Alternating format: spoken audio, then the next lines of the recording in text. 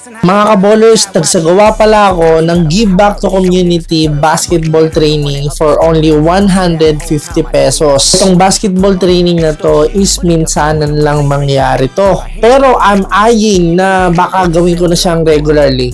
Ano sa tingin nyo mga kaballers? Dito lang pala yan located sa Parañaque, Barangay Don Bosco. Alam nyo ba mga kaballers, isa sa mga pangarap ko is maging free yung camp na to. Ano pala yung pinagkaiba nito sa ibang basketball camp na ginagawa ko? Etong Give Back to Community Basketball Training Camp is unang-una 150 pesos lang siya and open to all ages, no? Ibig sabihin kahit bata pwede dito. That's why yung drill natin is universal drill. Kung saan pwede siya sa bata, pwede sa matanda, no? Unlike dun sa ibang mga camps ko, ayun ay talagang naka-specific dun sa specific level nila. But yung universal drill ko naman na kung tawagin is ito yung drill na mag-work sa lahat ng ages. Maka-develop pa rin yung skill nyo kahit anong ages nyo, no? Kaya dito sa pinapagawa ko, defense, lahat naman ng ages kailangan matuto sa defense, no? Mga kaballers, may tip pala ako sa inyo, no? If you want to learn how to defense, ang first na kailangan nyo matutunan pag defense is yung movement training. Hindi kasi pwede na lakas lang ng loob yung dala-dala mo, lalong-lalo na pag magagaling na talaga yung nakakalaban mo kasi promise may iwan ka lang dyan. Kaya dapat yung lakas ng loob mo merong bala. Dapat yung bala niya ensayo. Dito mga kaballers, tinuro ko sa kanila yung fundamentals of paano mag-defensive stance. No? Pag nagdi-defensive stance tayo mga kaballers, kailangan chest out, bat out, no? Tapos yung bat nyo, yung lumulubog, no? So, ibig sabihin mga kaballers, ayaw natin yung nakayoko. That's why ito, ginawa ko tong accountability na to, na yung hand dapat tumatama sa sahig, no? Para ma-force natin sila to stay low. Basically, para malalaman natin na mataas sila is pagka yung kamay nila hindi na nakatama sa sahig, no? Gusto natin lagi na nakatama yan sa sahig para talagang malaman natin na bumababa sila. And meron din, be aware of this mga kaballers, ha? May iba kasi pag sinabi natin na baba yung kamay is yung binibend nila yung likod nila, no? So, tignan nyo, para silang ibon, di ba? Pag ganito yung nangyari, ibig sabihin mali.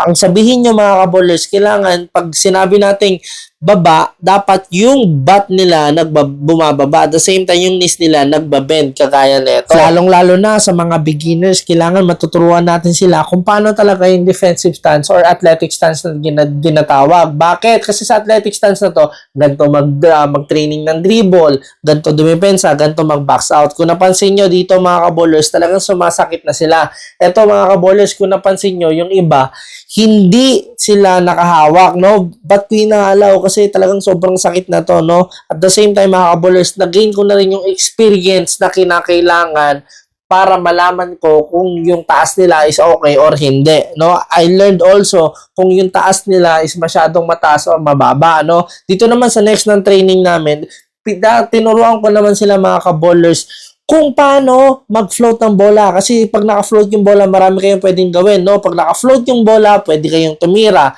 Pag naka-float yung bola, pwede kayong drive. Pag naka-float yung bola, pwede kayong mag-crossover. Pag naka-float yung bola, pwede kayong magpasa, no? Always remember na dapat pag nag-float dribble kayo, kailangan gamitin nyo yung dribble release, mga kaballers, no?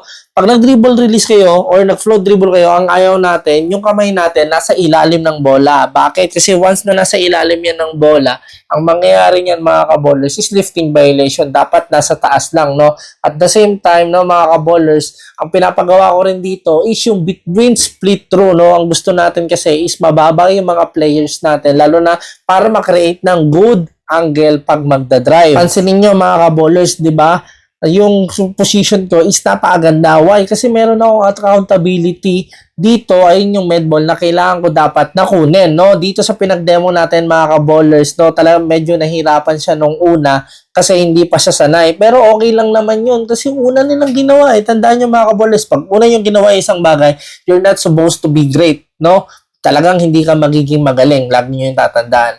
Pero as time goes by, habang ginagawa mo yung drill, doon ka gumagaling. Bakit? Because of the hardship na willing ka na hindi magmukhang magaling in order para maging magaling. No, lagi nyo yung tatandaan mga kaballers, no, nothing comes easy. Sa una talaga, hindi ka magiging magaling. Pero as time goes by, habang ginagawa mo siya ng ginagawa, doon ka gumagaling, no? By being not good at it at first, no? Yung iba kasi mga kaballers, gusto nila magaling sila agad. That's why pag hindi sila naging magaling, they quit immediately, no? Hindi nila alam na para maging magaling, hindi ka talaga magiging magaling, di ba? Ayun talaga, no? Ang next naman natin na pintinuro sa kanila is yung may hawak na poldel while dribbling. Kasi ang gusto natin dito na mangyari is guluhin yung utak nila na may ginagawa at the same time yung both hands nila, no? So sa ganitong paraan, nahihirapan sila mga ka-ballers, no? Nahihirapan sila mag-dribble at the same time mag-finish. Kagaya nga ng sinabi ko sa kanila, hindi sila gumaling dahil magaling sila kaagad nung umpisa. Gumaling sila dahil nahirapan sila. Ayun yung gusto natin makuha dito sa training na to, na sa umpisa talaga, hindi ka talaga magiging magaling or hindi ka talaga magiging talagang sobrang galing sa umpisa. Magiging talagang wala, pangit ka tignan, magiging banu ka, yun yung real talk doon.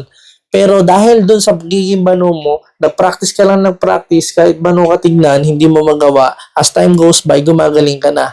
Bakit? It's because of the hardship na naramdaman mo o naranasan mo mga kaballers. Sa ganung paraan, gumaling yung skills mo at the same time, tumibay yung utak mo mga kaballers. Ayun yung tip ko sa inyo mga kaballers. I hope na meron kayo natutunan dito sa video na to.